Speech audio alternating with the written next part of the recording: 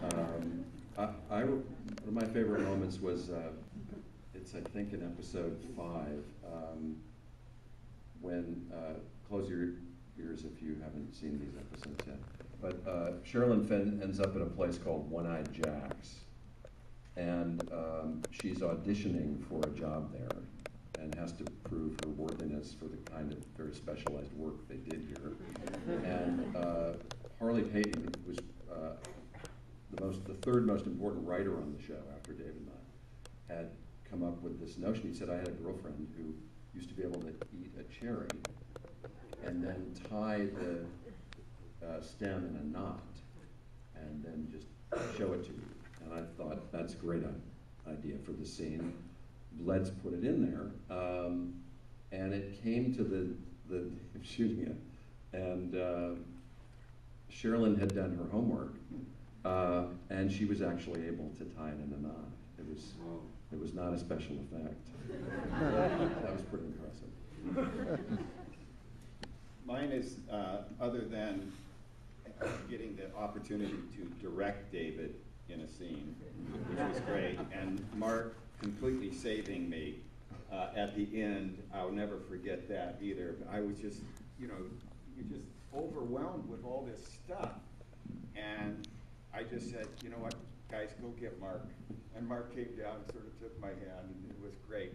But my story, and I need Mark's help for this, is really not from the set, but from the set of when shooting the pilot up north. Because it's my memory, Mark, tells me that the word about this closed ending came very late while we were shooting. And I remember David and I would have breakfast on Sundays. And so we went to this restaurant to have pancakes and coffee. And he's loading up on both of them. And we're talking about stuff, and then he says to me, he says, say, what would you think about a guy who had this tattoo?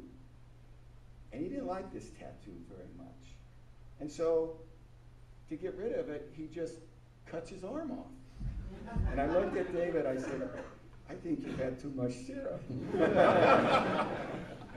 And so, that's all I had ever heard about these pages. And so we're editing away, and they're shooting and shooting and shooting.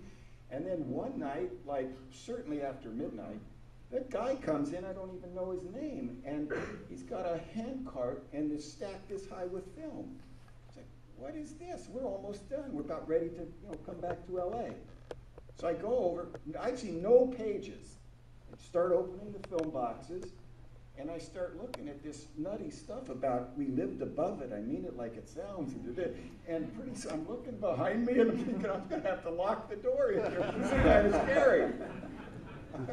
Yeah, that was the effect, the last minute effect of the closed ending. That's right. Some very nervous Germans got on the insisted that we come up with that. Grace, is there there are so many. I'll just tell you about one of the days when we were shooting Sarah and the White Horse. And some of you haven't come to the White Horse yet, but I remember having to, I think, crawl down the stairs,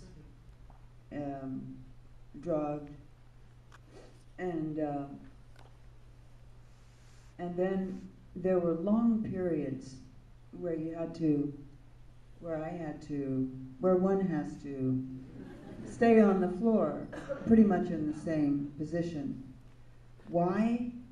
I don't know. It's you're going to be used again, and you're in a very specific position.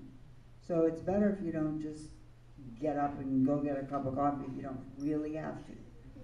Just stay there. Well, what happens after a couple hours of that is people start to walk on you. They walk over you rather nicely for a little while. And then you're just in the frickin' way, and they will, before it's over, walk on you. And I remember enjoying all of that. One of my favorite moments when we were nearing the end of the first season, and I think David was off doing Wild at Heart at that point, and I got a call, I was at the office and we were working, and it was David. I said, "Hi, Dave." He said, "Mark, there's a giant in Cooper's room."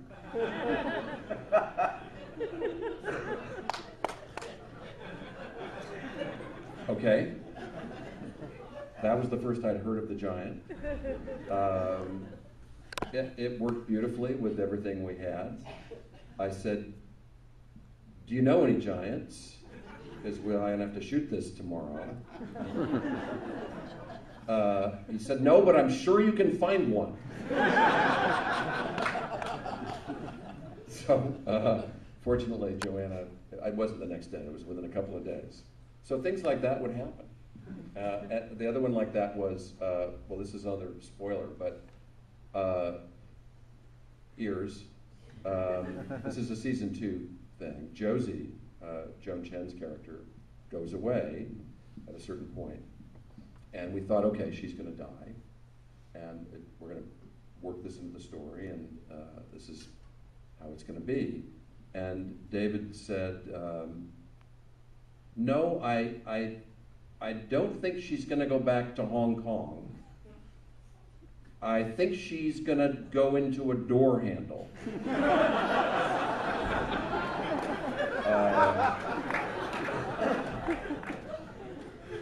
And I got there, like a minute later. I said, "Door? No, drawer handle." And so that's where, as far as I know, Joan is still there to this day. That's amazing, because in a show full of strange things, I've always thought that was the strangest moment. Well, it was the birth of CGI, and I think we put her there in case she ever wanted to come back. So You do realize there's like volumes and volumes of stuff written interpreting that one moment.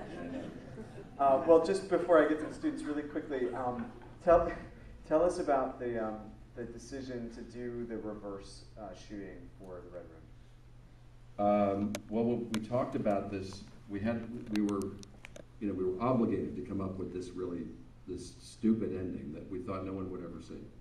And so David had this notion about how to make it interesting. And I'm dyslexic, so I still don't know how they did it, even though I was there when they did it. And it was David, and it was Ron, and it was Duwayne kind of thinking, how can we give it this completely otherworldly feel? And honestly, you'd have to say it's now one of the most indelible pieces of film that we have.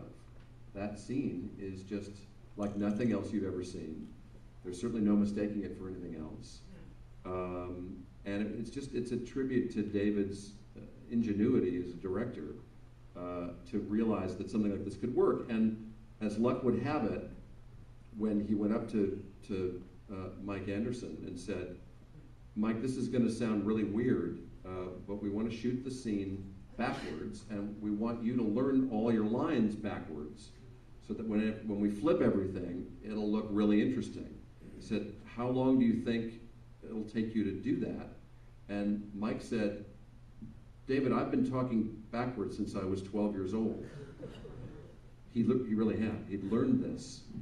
I mean, how many people out of 1 million in a random survey would say, "Sure, I do that all the time"? So, little Mike was one of those guys, and that little piece of history was made. Cheryl just had to catch up. Yeah, Cheryl. Yeah, she did. I have just a really quick one. Yeah. With listening to Mark, with David's voice, which is very good. During the series, David, you asked me to go up and shoot some establishing shots.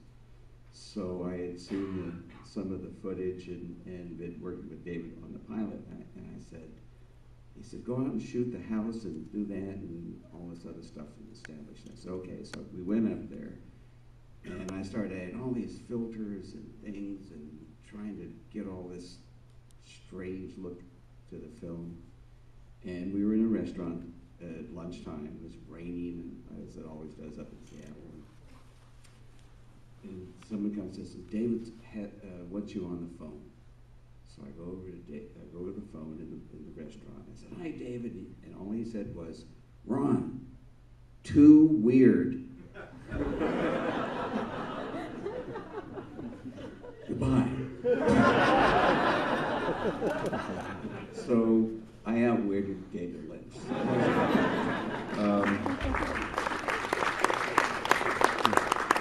Can I say one thing before we go to the questions? That I assume, how many folks are here who are in the film school or students?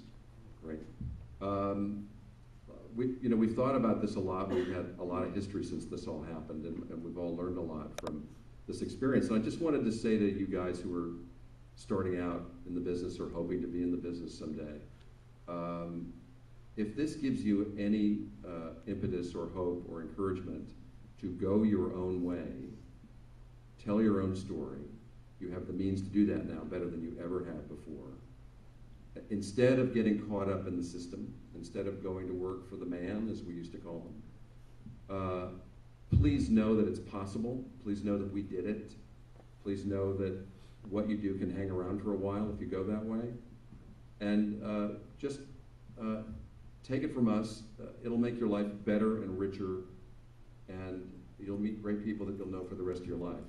So that little piece of encouragement I just want to pass on. You know, Mark, that's great that you say that. And I think testament to what you say, not only has the show attracted this great crowd, but what Mark and David did was very special. Mark said earlier that they owned it. And there wasn't a studio and a studio interference. And the fact that you've been able to get so many people, cast and crew, to commit to coming here is a testament to what Mark and David created on the set with the entire cast and crew. The most fun experience I have ever had. It was, and it's all like family. Everybody showed up every single day wanting to do absolutely the best work that they could possibly do, and do it to not let their neighbor down, their fellow cast member or crew member or whatever it was. That is so special, but you get to do it when you can go your own way. And just remember to treat people kindly when you do that. Amen. I wanted to say, too, that I'm still working with people who are doing that. I'm still doing independence with people who have shown me amazing scripts and a little bit that they've done. And so I go off and work for no money at all. There's a lot of filmmakers with absolutely no money out here.